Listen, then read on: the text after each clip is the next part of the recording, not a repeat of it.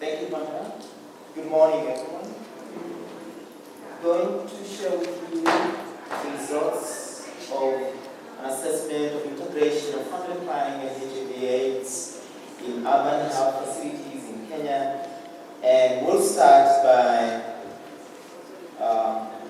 going through this small background. I'll give you the objectives of the presentation. We'll look at the data sources, the results, and conclude with some problematic implications. Now, the global literature shows that in the past 20 years, the number of women of reproductive age has been increasing, especially in the developing world. And we do know that in sub-Saharan Africa, the unmet need for family planning among women in union is substantially higher, estimated about 25%, and even higher among women who are HIV positive. And in Kenya, it is estimated that about 44% of all births are unplanned. And we also know that for the past 1.5 decades, the number of new HIV infections in sub-Saharan Africa has reduced, even though the number of people living with HIV/AIDS is increasing. With rapid urbanization and a youthful population in Kenya, where about 60% of the urban populations in Kenya are aged below 25 years, then the demand for diverse, high-quality, and integrated reproductive health and HIV/AIDS services in urban areas is critical. Now, one of the interventions that is seeking to meet the reproductive health needs and HIV needs of the urban population is a global urban reproductive health initiative launched in Kenya in 2009 with funding from Bill and Melinda Gates Foundation.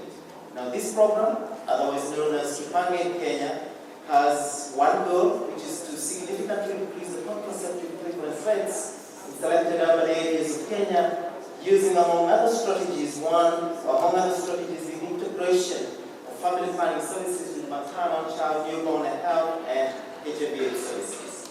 The mission and learning and evaluation project is the independent evaluation arm that will be undertaking of this program. Looking at the objectives of this paper, there are two. One is to examine the levels of delivery of integrated package of family planning and HIV/STI services in urban facilities of Kenya. And two is to describe the ways through which the HIV/STI clients receive FP services. And we use a cross-sectional survey data from service delivery point that was gathered in 5 urban project areas where the Kenya Urban Reproductive Health Initiative is being implemented. The data was gathered by Kenya Medical Research Institute in 279 facilities, both private and public, and about 684 reproductive health service providers, about 4,200 female pilots interviews. Now, this chart shows you the distribution of facilities by type of service, and one of the bars, the blue one, shows that the proportion of facilities that are offering both HIV, STI, and family planning services as part of their regular health services, about 83%, which is significantly high. Now, this slide shows us the first facilities that are offering HIV, STI management services, the percentage that is providing clients with FP information on the same day of visit that is estimated about 85%.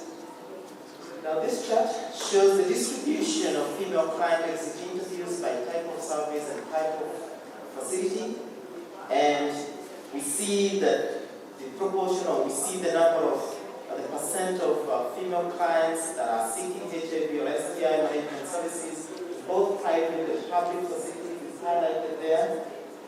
This ranges between 57% in public facilities and 43% in private facilities. Now, this slide goes deeper to look at the contraceptive use behavior among HIV/STI clients. About 1/4 of them were not currently using a method of family planning at the time of the interviews. About 9% of them were currently pregnant, and about 64% of them, about 2/3, were currently using a method of family planning. 1/3 of them were using condoms, another 1/3 were using injectables, and less than 12%, about 11% were using implants. Now, among the female clients who sought for HIV/STI services, of them received FP information at the time of the visit. Out of the remaining is about 82%. We have about 35% of them who say they would have accepted a method if it was offered to them. Now this slide goes into the detail to show us the receipt of FP information among HIV/STI clients, and shows about 57% of them received FP information from the provider. In other words, the provider initiated. About 19% of them did ask for the information themselves, and about 43% got FP information through an observational passive video, such as observing a video at the facility or reading a poster that is hanging at the facility.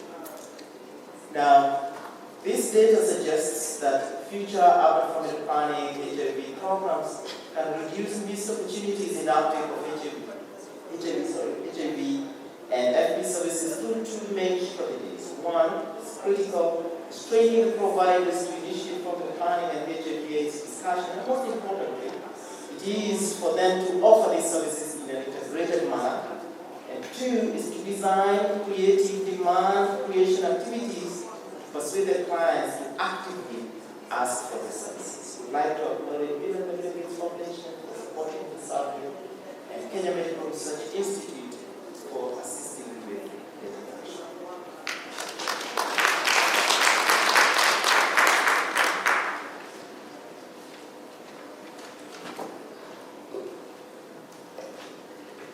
Thank you very much, Paul, for that presentation.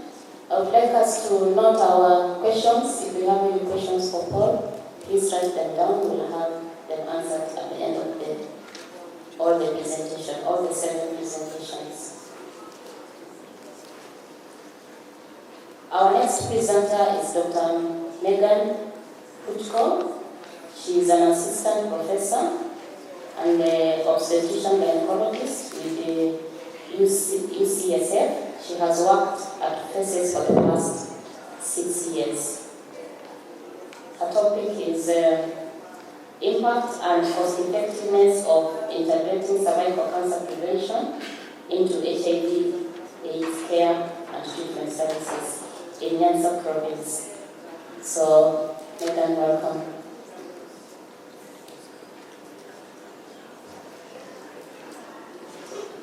Good morning, everyone, and thank you for coming to hear the second part of my talk on cervical cancer screening. I hope many of you were able to come yesterday, and I was able to convince you about the benefits of integration. Today I want to talk about cost and cost effectiveness. So, as I hope we've all recognized, HIV clinics represent high-impact sites for integration of cervical cancer screening and prevention services, or CCSP as I'll call them. And designing effective CCSP programs requires identification of resource-appropriate screening techniques, optimal screening intervals, and effective treatment techniques. But the scale-up and sustainability of these programs depends on costs, potential population impact, and cost-effectiveness. So I'm going to focus on the cost-effectiveness part. And for those of you who may not be familiar, I just want to walk you through the steps of cost-effectiveness so you're familiar with some of the things I'm talking about. The first step is to choose the perspective you're looking at in terms of costing and disease prevalence. So for this analysis, we took a societal perspective, so that includes costs that the government spends, that the donor programs or non-donor programs may spend, and that the patients or the clients themselves spend. The second step is to define the decision trees, in this case, the screening strategies, the probabilities of diagnosis, the effects of treatment, and the potential of treatment disease recurrence. And then the outcomes that we'll look at are going to be defined as quality-adjusted life years, which is the common terminology used in cost-effectiveness analysis. And those measure how your quality of life is impacted by factors such as the screening procedure itself, diagnosis of cervical cancer or precancer, effects from treatment of precancerous disease or invasive cancer. And then the important other component of the cost-effectiveness analysis is to determine the costs that go into providing these treatments. So the outcomes that we'll look at are the cost-effectiveness ratio, or the cost per quality-adjusted life year. Specifically, we're going to look at the incremental cost and effectiveness ratio when we compare one strategy to another. I think it's also important to talk a little bit about the cost effectiveness threshold. So you're going to see some numbers, some monetary values, and these numbers may not mean that governments or programs have to or even should implement these healthcare programs. They still need to fit in with the government's priorities and their overall budgets in terms of feasibility. And certainly, interventions that may be cost-effective in wealthier countries may not be feasible or even imaginable in resource-limited settings. To help us decide what may be a feasible or cost-effective intervention in resource-limited settings, several organizations have put forth potential definitions. We've used the WHO or the World Bank definition of cost-effectiveness, which is that the intervention will be cost-effective if it is determined to cost 3 times the gross national income per capita, or extremely cost-effective with one time the gross national income per capita. So in Kenya, that value is $737, and 3 times that would be about $2,200. So interventions that are less than that would be either cost-effective or extremely cost-effective.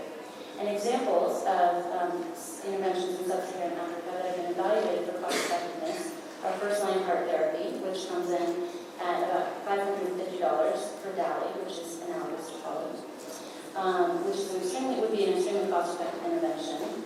That's compared to Heart Plus, which is Heart Plus second-line treatment and directed therapy for TB, which comes in around $2,000 per DALI. And then cheaper interventions like BCT and STI prevention. So in thinking about the cost-effectiveness, remember that it's driven by both the cost and the health impact. So it's the cost on top and then the quality, which represents the health impact on the bottom. So in our cost-effectiveness analysis, we designed a decision analysis tree which had 4 nodes. We compared a baseline policy of no cervical cancer screening, but included the cost for treatment of invasive disease at local regional hospitals, with 3 strategies of integrating cervical cancer screening into HIV clinics. The 3 that we looked at were a single lifetime CNG therapy, in which women had a visual inspection with acetic acid, followed by cryotherapy, and that was positive. The second one was using a CNG strategy every 3 years. And the third one was screening with visual inspection with acetic acid every 3 years with treatment for biopsy-confirmed precancer vitamin. So that third one is a more resource-intensive strategy, and it's what's currently being used at bases. And the second one, the CNG every 3 years, is what's being rolled out in the peripheral districts, and we've been using for the last 2 months. So this is an example that I don't want to go into detail of, but this is a single node on a decision analysis tree. And you can see that even with one screening strategy, there are multiple different outcomes. And within this tree, we look at the probabilities of positive tests, the probability of disease if the test is positive, the probability of the woman accessing treatment, the probability of the treatment being effective, and the probability of disease occurrence after treatment. So for all those probabilities, we got inputs from the literature, from epidemiologic, we got epidemiologic and clinical parameters from the Kenya DHS and the census data from 2009, from our own CCSP program data in Kikuvi, and from published data from HIV programs integrating cervical cancer screening in Kenya and Uganda. The health utilities or the qualities were estimated from studies in resource-limited settings in Asia and Africa. And the cost data was done by someone within our program who looked at CCSP program costs, estimates of administrative health facility expenses and salaries, and then that latter category was validated using the WHO choice unit cost for developing countries, which is a free online resource for cost-effectiveness analysis. So our results, we saw that the gain in qualities for all 3 strategies was similar, and all 3 strategies were extremely cost-effective. Screening with a single lifetime CNG visit with VIA and cryotherapy was the most cost-effective compared with no treatment, at about $32 per quality-adjusted life year. Screening every 3 years doubled that cost. And screening every year with VIA followed by whole bone biopsy and treatment with reproductive cervical procedure was about $100 per quality. I also want to talk about the overall cost for cancer preventative, because I like that may be a more interpretable value for people who aren't so familiar with cost-effectiveness analysis. So the costs were very low for preventing cancer. They range from $3,400 to $4,800 per cancer prevented, and the cost for cancer-related death averted range from $4,300 to about $6,100. So these are very inexpensive interventions that we do. So the next step in cost-effectiveness analysis is to see how that cost-effectiveness ratio varies depending on some of the different disease parameters we may see in different populations. So as our model input, we use prevalence of CIN2-3 or cervical precancer of between 7 and 8%, which is the prevalence we see in our clinic. So we wanted to vary that prevalence to see whether the intervention would remain cost-effective at different prevalences of cervical disease. And it did. So on the red bar is the top is the screening every 3 years, followed by biopsy. The gray line is screening every 3 years, followed by cryo, and then the blue line is screening every 3 years, or just a single lifetime screening, followed by treatment and cryotherapy. And these were all extremely cost-effective, no matter what the prevalence of disease was. But you can see they became less than they continue to be cost-effective and about plateau at a rate of about 35%. So the other way we wanted to do a sensitivity analysis was to look at the overall costs depending on varying the proportion of HIV-infected women enrolled in care, hypothesizing that as HIV-infected women are at increased risk of developing cancer, getting more of them enrolled in HIV clinics that provide cervical cancer screening services would actually reduce the cost per cancer death averted. And that was true. This graph shows just a single lifetime CNC strategy, and the bars represent the costs at different proportions of women enrolled in care. So that top line is if we only have 13% of HIV-infected women enrolled in care. And you can see that the cost per cancer death averted goes down dramatically as more women enroll into HIV care, reaching about $1,000 for cancer death averted if we could enroll every HIV positive woman in the region into care. So the next steps that we want to look at is to complete the multivariable analysis of cost effectiveness. So look at how this would, how cervical cancer screening would perform in various populations. We know that clinical characteristics vary by, the clinical characteristics vary in different populations. And the screening outcomes vary by those clinical characteristics. So people with more severe disease may have an increased CIN2 prevalence and may have different VA positivity rates. And we also want to vary the characteristics by the proportion of women in care and the duration of care of HIV disease, because we feel like as women are getting healthier, then that may improve the outcomes for cervical cancer disease and treatment. So we're now in the process of carrying out these next sets of analysis. And then we want to test the robustness of our model of other populations, because this is based on data from the Nyanza Province. And then I think we should disseminate these results to program planners so they can take them into account when planning their integration models. And in conclusion, cervical cancer screening within HIV clinics is extremely cost-effective, regardless of the strategy chosen. However, single lifetime visual inspection, coupled with cryotherapy, is most cost-effective.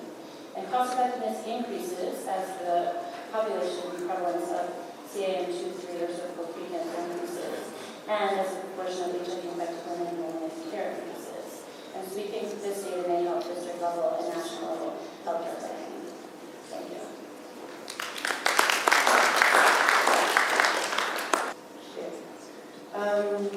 This presentation is coming after a wonderful moment. We've just seen some research findings here. We saw some video on the one-stop shop. Having been a practitioner myself, I'm now into the program. I think my presentation is going to allude to the fact that we're able to see results, especially when we are talking about the rural settings. And this is why the topic is from research to practice. And those who know Elizabeth Grace, our interest has always been the pediatrics. So much has been done in PMTCT. We know about the women. We always know the men are somewhere at the gate, but then where are our babies? So this presentation is based on some study that was equally conducted in Western Province that showed that the mother-baby care in detention MCH settings results to better outcomes compared to the referral to the comprehensive care settings. So in April 2011, EDPA, through one of its projects, began integrating the same services in 11 districts in Nyanza. Hopefully I'll be able to answer. There's a question that came that was asking if such kind of research is done in one area as compared to the other. You will realize in my presentation that the northern part of Nyanza may not be the same as the southern part of Nyanza. So moving forward, the HIV prevalence of Kenya is about 7.1, that is KAIS 2007, with a PMT evaluation study of 2010 saying MTC rate was about 10. In the same 11 districts in Nyanza, this was estimated at about 20%, almost double in the year 2010. So Elizabeth Glaser, this particular project came in around October 2010, and during that time, only 35 facilities were able to offer both treatment and prophylaxis within the MCH settings.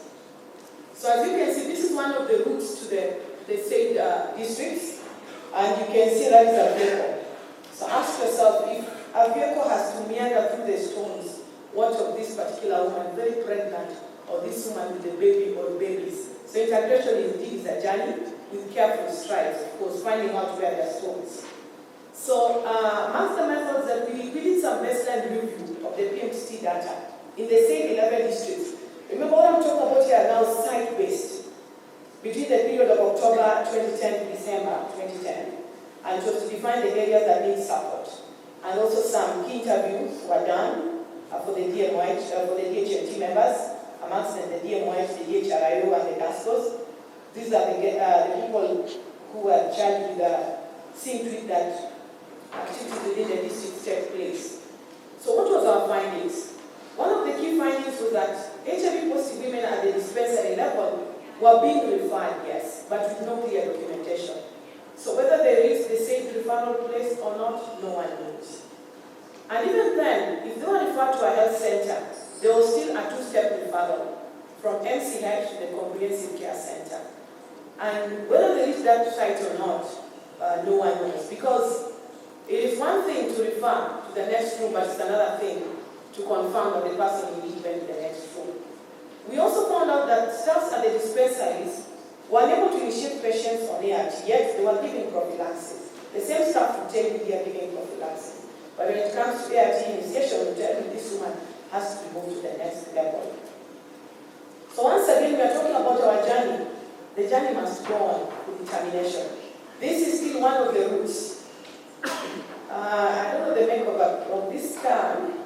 I know the men know. But if it can get stuck to that extent, then how much more do we expect the woman, the baby, when the man is at the gate to reach the next level? Of course, the journey has to move on, leaping through the tight and steep areas for achievement.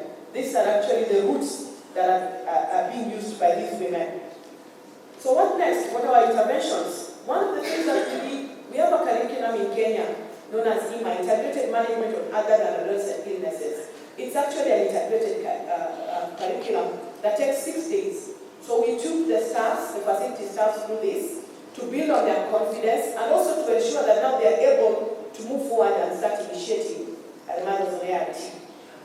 We have Mother Mentors program in the country, so we built on this and brought up the peer counselors model, where the peer counselors are the HIV positive clients who come on board now to be counselors to those HIV positive mothers.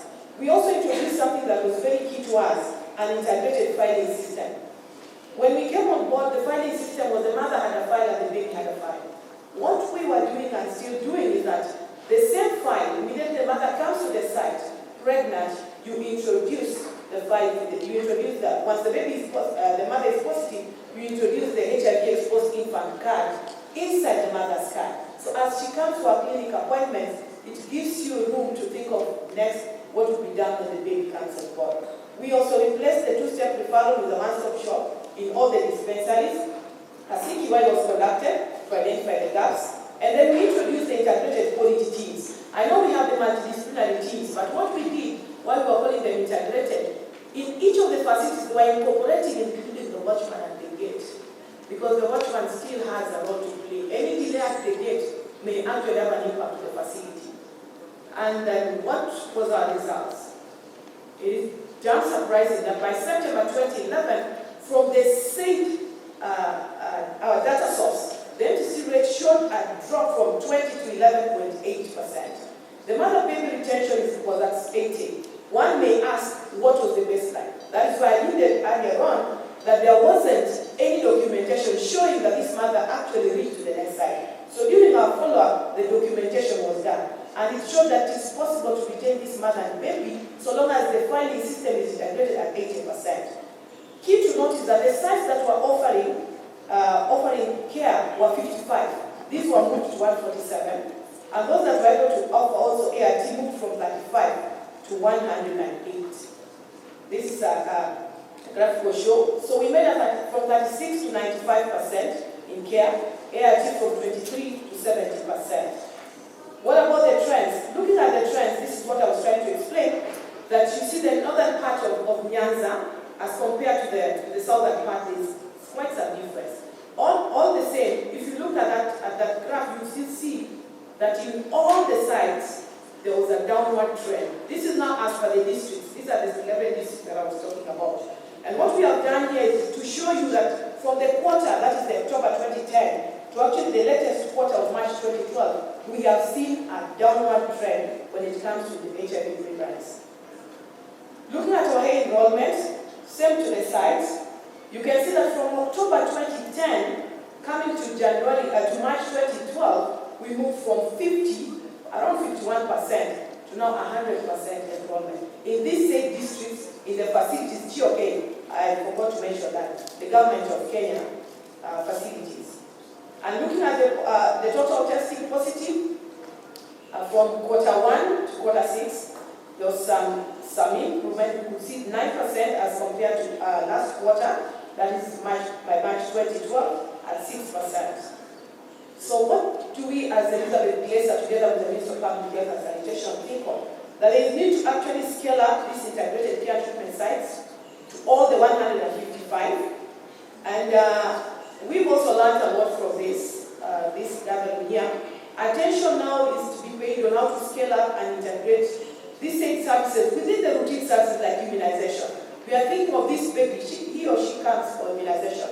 How best can we also incorporate this in family planning to ensure that they are not neglected at the expense of HIV service provision? So my conclusion, the MCH integration model used by ECPA has led to measurable improvements in mother-baby access to HIV prevention care treatment, as well as retention. So I believe we are moving closer to bringing Kenya one step closer to eliminating pediatric HIV. These are some of the innovations that we had. We supported the Ministry of Health. This is an ambulance. You saw the routes. So this is the ambulance that will take the woman to the next facility. I wish to acknowledge the Ministry of Health Kenya, the staffs in all the districts, the DHMT, ECPA Kenya, CDC, and of course I also appreciate all of you. Erokamana and thank you.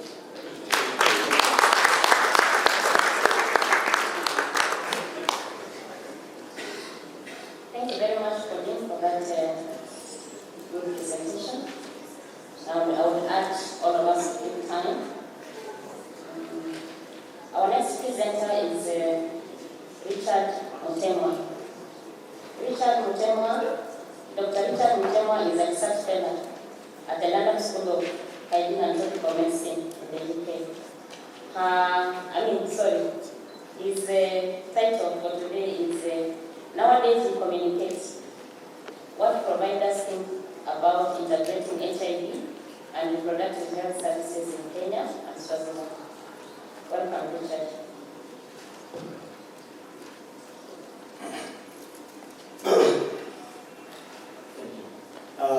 Good afternoon. My name is Richard again. I'm from London School of Tropical Medicine. I'll talk to you about some of the findings from the qualitative qualitative study that is running along the main cohort data collection exercise in Integra. I gather that yesterday a colleague talked about Integra, so I won't go too much into it. There's a panel coming later, so those who want to know a little more about Integra hold on for now. But what I can say is that the study Integra is looking at integration of HIV and sexual reproductive health, specifically family planning and postnatal care in public health facilities. And it's being conducted in Central and Eastern provinces in Kenya, as well as in Swaziland. So this study was conducted in 2010 in both countries among healthcare providers, frontline healthcare providers, and the idea was actually to develop an in-depth understanding of their ongoing experience with the provision of integrated services. So in this study, we are not going to hear the side of those providers in the control facilities in the study. Okay. And we had 32 in-depth interviews in Kenya and 24 in-depth interviews in Vernon and Swaziland. The sampling was really optimistic. It depended on who we found on the day we had scheduled the interview to take place.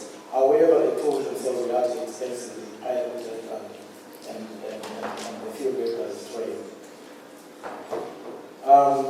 So the overall impression from this study was that between the two countries to start with, there wasn't immediate, obvious, significant differences between them. And generally, there was good understanding among providers regarding integration, what they were doing actually. And that generally staff were enthusiastic. We'll put this in context when we get to the detail of the findings. But generally, they were really enthusiastic and had a lot of expectations before the actual activity starts. Generally, okay, we can say integration actually doesn't affect the work environment around the provider. With significant individual level and reported operational level benefits. And I'll clarify what I mean by reported in a bit. However, there are challenges, and since yesterday we've received the challenges and some exciting programs that are implementing interventions against those challenges in integration. Okay. So, talking to the providers, this is what we found generally. I mean, there are so many of them in terms of variations, but grouping them together, this is what we found, the different levels of integration that providers described to us. In some facilities, they were able to achieve provider-level integration, so the provider was able to provide more than one service to the visiting client.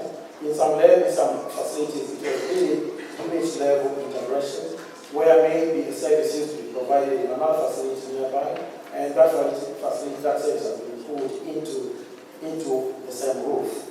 So, and then in the third one, which we've, for lack of a better term, we've called mixed integration. In this case, you have actually a provider providing more than one service to the visiting client. But because of lack of physical space and some equipment has to be located in different other rooms, you actually have a situation where the provider has to walk with the patient from room to room. Okay.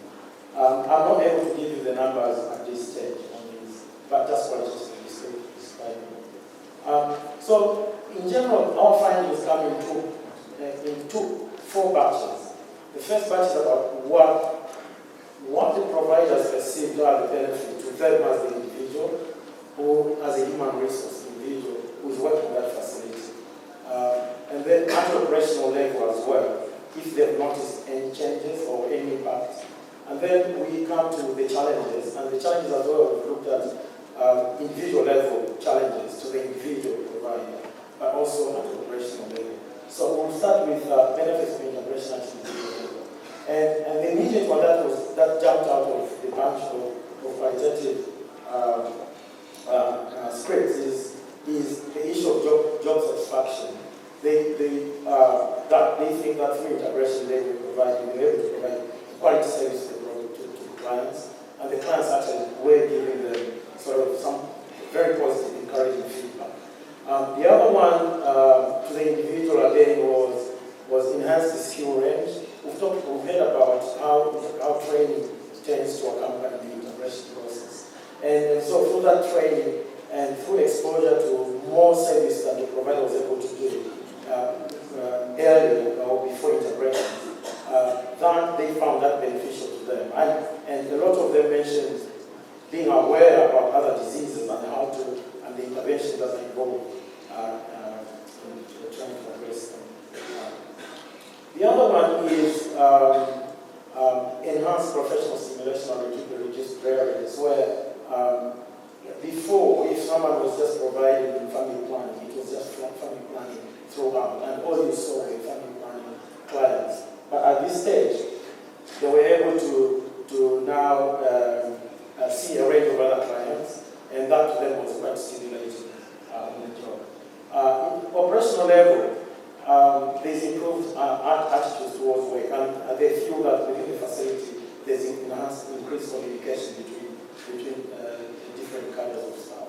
And these are some of the other operational level benefits. We were not able to, at this stage, corroborate that using quantitative data, but it is qualitatively reported that they've seen an increase in service uptake. Of course, you can look at different ways that it can create an impression that there's an increase in uptake. But but it's reported.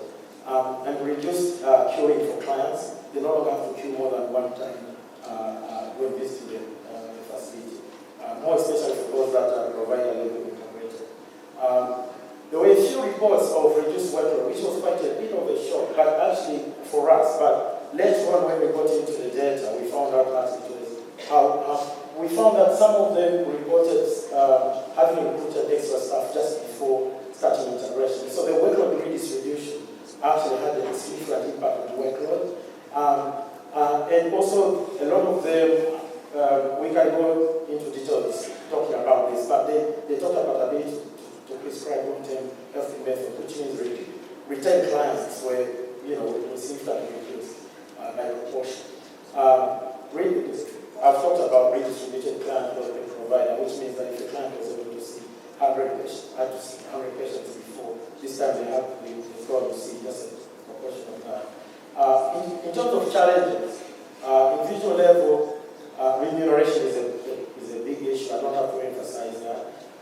There's also a lack of psychological support, psychosocial support, in the sense that a lot of these providers who are not seeing, for instance, especially with ART, having mid-age patients, they were now seeing gender-based violence, physical abuse clients, others who are vulnerable clients in extreme conditions. Some of them actually ended up being traumatized to some extent, and there was no sort of release valve for that emotional response to the situation. And a lot of them talked about the lack of this psychosocial support for them and where they cope with that stress. Operational challenges increased workload. I think this is generally a problem that I think we generally is being repeated theme throughout this conference. There's also poor clinical recording due to increased workload as well, but also an issue of fragmented register system where each integration may have been at the individual provider level, but the support system for some facilities were not integrated to help the provider with the work. Increased waiting and session times, and as you spend more time with the client, because of, again, support system, which means protocols were not adjusted adequately for them to go through the range of services within time that is convenient for the distant client. Lack of resources in medical equipment, drugs, and other supplies, consultation room space. In many cases, also reported poor water and electricity supply, where now their efforts are to be spent. Lack of clear guidelines. Just to spend a minute on this one. This we found only here in Kenya. Some facilities reported that there was a bit of cross-subsidization. Again, it's lack of policies to adjust some of the ongoing other programs. For instance, if I was seeing family planning only, and then I have to include now HIV. How do I charge those who are coming to attend family planning? And there was a bit of confusion in this that some of the facilities didn't know, and they found that those who were coming for family planning as the index service, they have to subsidize all other final observation, so there's a need to address all those challenges. But I feel the main thing that is coming through from all these mishmash of problems is actually that, integration has to be a health system-wide commitment. It's nice to talk about primary level facilities, but it has to start from the top. And I think a lot have been talked about assessment, and I think that assessment process is really important in setting up the preparedness for the facilities before, prior to implementation of integration. Also, okay, thank you.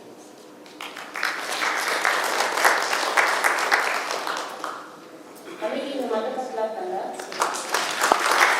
Thank you very much for that insight and presentation.